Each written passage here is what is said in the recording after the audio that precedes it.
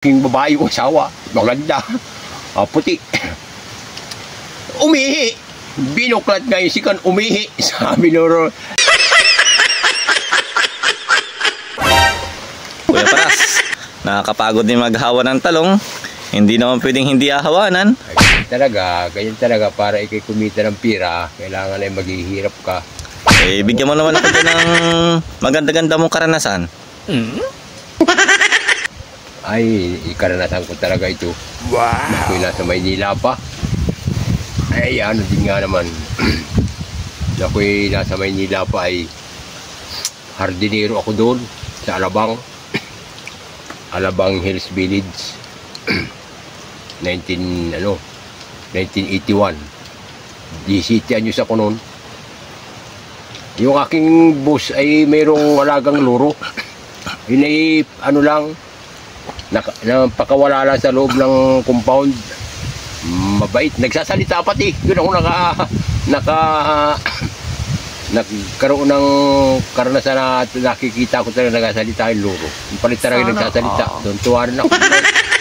Nagalit lang yung amo ko. Ba't nagkaroon ng naging tarantado yung luro na yun. Ay yung amo ko ay nag-aahit sa lababo. Dami yung luro. Mahiwa ka sana! Mahiwa ka sana! Yung bus ko ay tarantado itong lurong ito Doon nagpunta sa CR sa loob ng banyo. Doon nag-ahit. Lumipad yung luro, humapon doon sa bintana. Mahiwa ka sana! Mahiwa ka sana! Tarantado talaga itong ibong ito Inilagay doon sa baul, tinaklupan. Yung baul baga nung may hawak na may takip. Pangkaraniwan na tangay yung may takip hindi katulad yung una dito sa atin ay bihira ang may takip. Ay di, tinaklupan ng baul. Ngayon na yung asawa ay malaking babae yung asawa. Maganda. Wow! Puti. Sana all. Umihi. Binuklat nga yung sikan, umihi. Sabi nuro, laki ng hiwa! Laki ng hiwa! Ay, anong galit yung mag-asawa? Ang ginawa, binigay sa akin. Pag uwi ko daw, dalhin ko. Di nagbakasyon ako. Nagbakasyon ako ay kunon, Mayo. Mayo ako nagbakasyon, dinala ko sa dyan.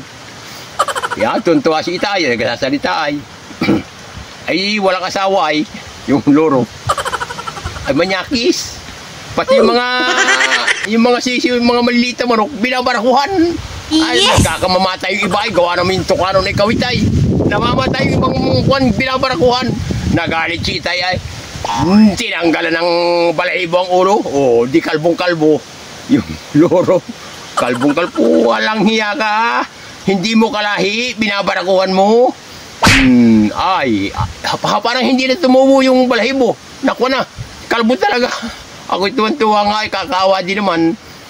Ay ngayon, yung kumpare ni Itay ay pumunta roon. At ay kalbo. Sabi ng loro ayo, Oy, kuya!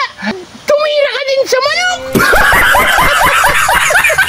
Ay talaga no. Ano ba ikapare yung ibon at ako'y patitirahan sa manok?